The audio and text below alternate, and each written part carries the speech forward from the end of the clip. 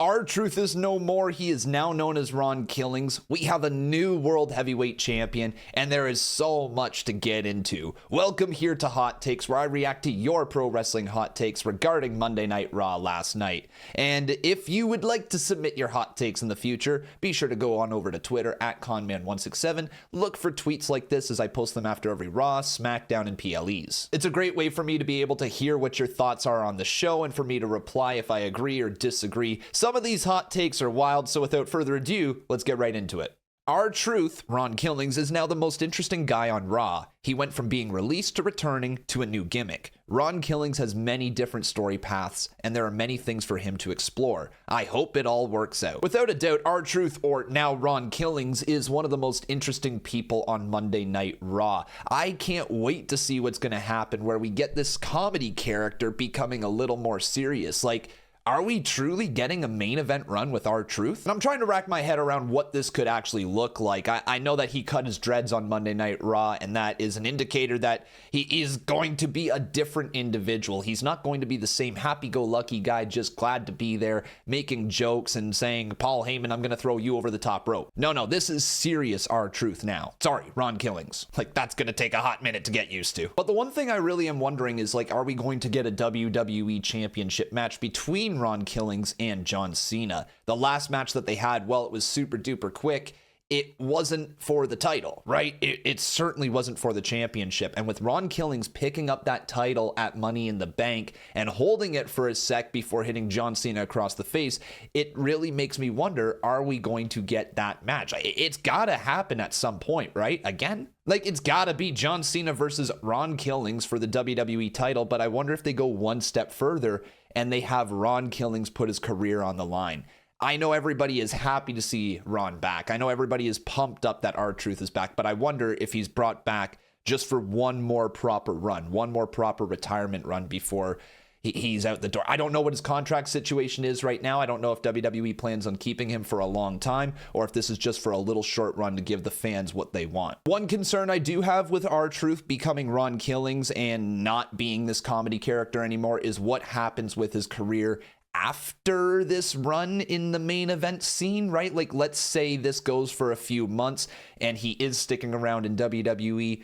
Does he just fall back down the card, and then is he just a serious guy in the mid card, or is there more interesting stories to tell beyond there, right? I just don't want to see R-Truth become Ron Killings only to go back to being R-Truth, right? Like, it would be fine. It would be perfectly fine, right? But like, if we're going to evolve the character, let's continue to evolve it. So I hope there's big things in store for him. Dude, can you imagine if he actually beat John Cena for the WWE title? Like, imagine R-Truth, Ron Killings is the savior of WWE. Wild stuff. Triple H is punishing the fans for hijacking creative and made Jay lose in the worst way for his title reign. This is an interesting concept that the fans are being punished because they wanted R-Truth back in WWE, and Triple H said, all right, I'll give you R-Truth, but you don't get to yeet anymore. And well, that could very well maybe be the case. We don't really know for sure. I'm going to go ahead and assume that they're not that petty. I don't think they're going to punish Jay Uso because the fans wanted R-Truth. That seems like a bit of a jump. But I do wonder if this is Triple H starting to look at the creative and saying, okay, where are we going here with Jay Uso, right? What's next for Jay if he does retain this title against Gunther? I know that they easily could have gotten the title off of him and put it onto Seth Rollins, but if that's not the plan right now, then like, what's next for Jay? Him losing the title to Gunther, I think does more for Gunther than it hurts Jay Uso, to be perfectly honest. Come next Monday, Jay Uso is still going to be able to yeet with the fans. He's still going to be able to have his theme song playing. He's going to have all that merch and all that connection with the crowd and the kids, right? I don't think Jay Uso is going to hurt at all from losing the world title.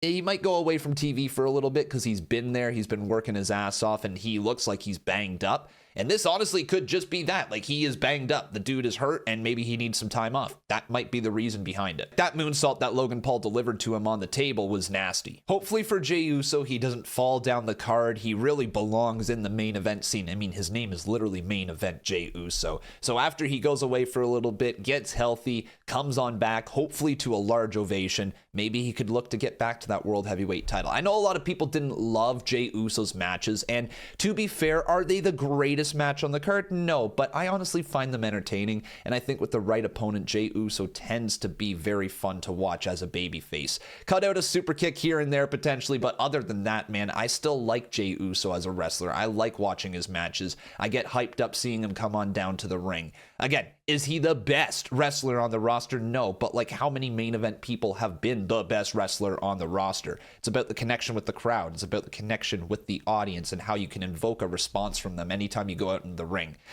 Jay Uso is a main event player, and hopefully he'll get another shot at the top. Can't believe we're getting this match at Night of Champions in Saudi Arabia. This should be an epic and amazing match for the final time. I have to be real, I'm disappointed that this match is happening at Night of Champions and not SummerSlam, but selfishly I'm disappointed because I just simply can't watch this match live. I've had my bachelor party planned for 8 months, and of course it happens to fall on this night where it's literally my dream rematch. Like, I watched these two in high school. This is my childhood right here, and the fact that I don't get to see their rematch one-on-one live in real time, oh man, I'm gutted. And I also can't lie, this match not being at SummerSlam feels like just a tiny little bit of a letdown. It is a 2-night event at SummerSlam, and for all we know, that could end up still being one of the matches at SummerSlam if this match doesn't end cleanly. Maybe there's a way that we get CM Punk, John Cena once again at SummerSlam, but like, it's the biggest party of the summer, right? It's your second biggest show of the year. You usually like to have a marquee match like, say, a John Cena versus CM Punk on it. But to the people of Saudi Arabia, to the WWE international fans, you guys are in for a treat. This one is going to be epic. I do wonder if we hear this in Saudi, though. Please no, please no. Here's how this goes. We go for the a la Daniel Bryan route here. Sami Zayn wins King of the Ring. He challenges for and wins the World Heavyweight Championship at SummerSlam, only for Seth to cash in, and he wins it. Only for Sami to chase down Seth all the way to WrestleMania. He wins the Rumble in Saudi, then the World Heavyweight Championship at WrestleMania. Dude, I love this storyline idea. The idea of Sami Zayn being our Daniel Bryan, our ultimate underdog, trying to chase after that World Heavyweight Championship and getting so close, but having it ripped away from him right at the last second would be, oh my God, it'd be mwah. And with the King and Queen of the Ring tournament in Saudi Arabia, Sami Zayn winning the King of the Ring tournament there, going on to SummerSlam, winning the World Heavyweight Championship from Gunther there, only to be cashed in on from Seth Rollins, does create such a great chase going all the way back to WrestleMania. And the really cool part is if Sami Zayn, who is incredibly over in Saudi Arabia, by the way, if he wins the King of the Ring tournament only to get screwed over at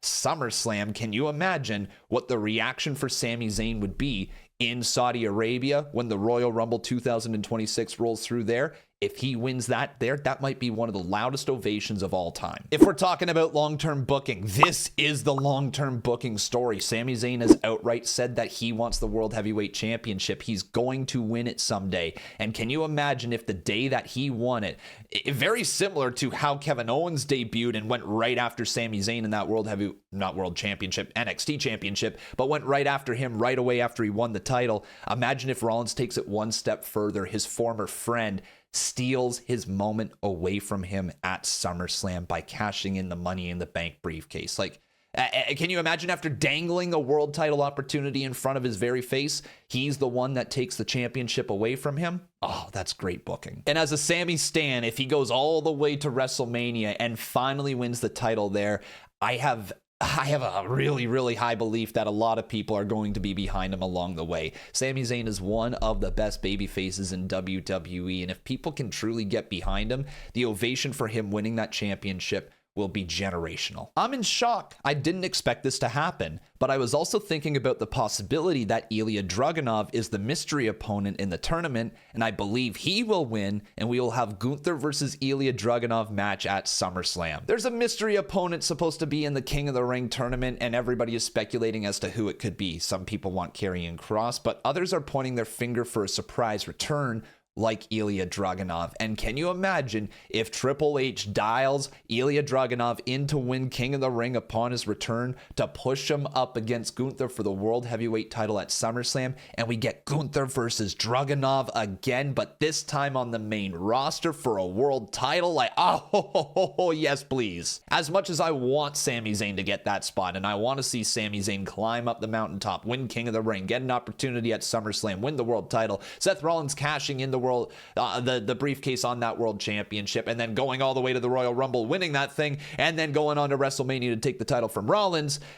The idea of Dragunov versus Gunther is almost too damn good to pass up on. And if that is the case, sign me up. Or maybe this is the mystery man. How about Mr. Iguana to be the mystery man for next week's King of the Ring qualifying match? Bro, Mr. Iguana is completely taking over the internet, and I love every single thing about it. I'm not sure if you guys know this, but Mr. Iguana actually has a YouTube channel. I stumbled upon it while I was just looking for videos on him. I plan on making a video about Mr. Iguana and very, very soon. But like, he's got a YouTube channel. Last upload was like 4 years ago or something like that. But it's actually quite funny. I don't speak the language, so it's very difficult for me to understand some of the humor, but I get the sentiment. God, I'm about to get canceled like Pat McAfee, aren't I? I'm sorry, I'm Canadian. Je peux parler le français. But I think WWE has found their next great comedy character in Mr. Iguana. He's too damn over. People love him. And if we're looking for how we can just get somebody on the main roster who is a gimmick but is enjoyable to watch in that R-Truth like role, in that Santino Marella like role,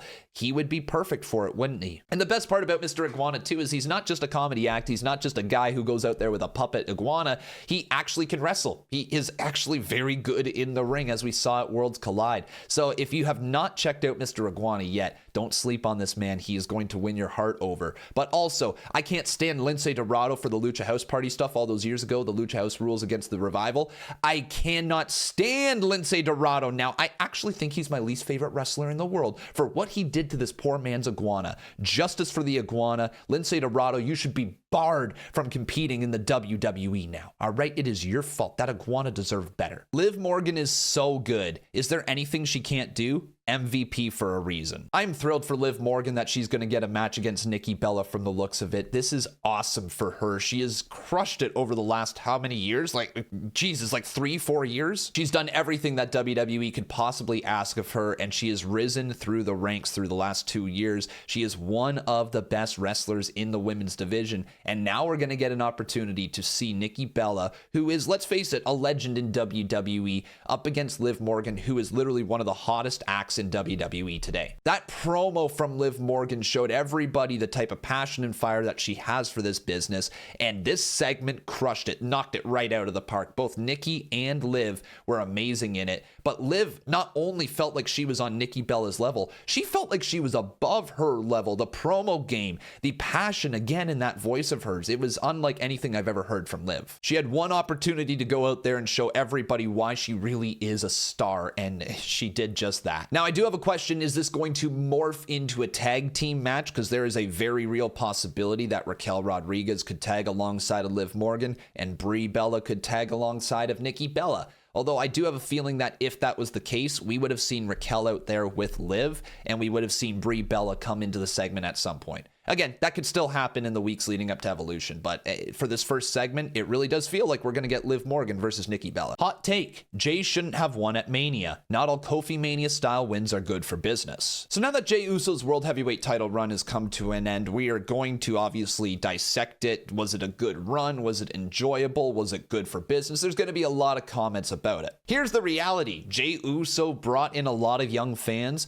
He sold a lot of merchandise, and he was at the top of the card for 51 days, and he didn't feel out of place.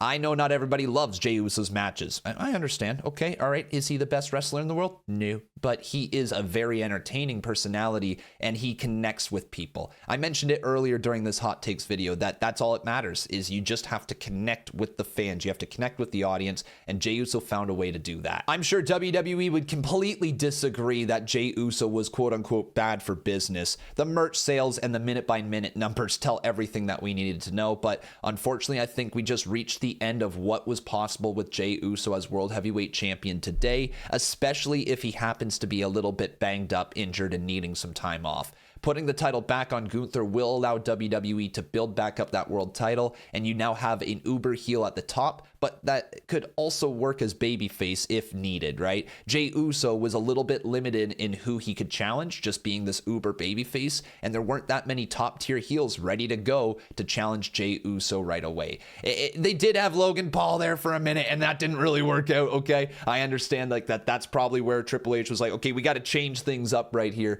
but overall, I thought the 51 days were entertaining. Jay Uso did a good job, and it was a great moment at WrestleMania. So honestly, 2 thumbs up for this title run, but time for something new. Where the fuck is Roman? Great question. Where are you, Roman Reigns? Where are you at these days, bro? You just effed off to the island of relevancy, apparently, and have been hanging out there, maybe sipping on a mojito, maybe just putting your feet up, getting a little tan in before coming back to work. Bro, we need you here. Did you not see what happened at Money in the Bank, Roman? Seth Rollins climbed up high. He took that briefcase, and now Seth Rollins, in his vision, alongside of Paul Heyman, could very well hold the World Heavyweight Championship. Roman, how could you let this happen? I blame you. That's right, everybody. It's Roman Reigns' fault that Seth Rollins is Mr. Money in the Bank, all right? You heard it here. Like, do we bring Roman Reigns back to have a match with Seth Rollins at SummerSlam? Okay, that could potentially be a thing. We're also teasing the CM Punk match quite a bit right now. Who knows? Maybe he's world champion by there. Maybe he cashes in on Gunther now. There's a lot of different directions for Seth Rollins, but it's all up in the air at the moment. Part of me really begins to wonder if we're going to get some form of like a triple threat match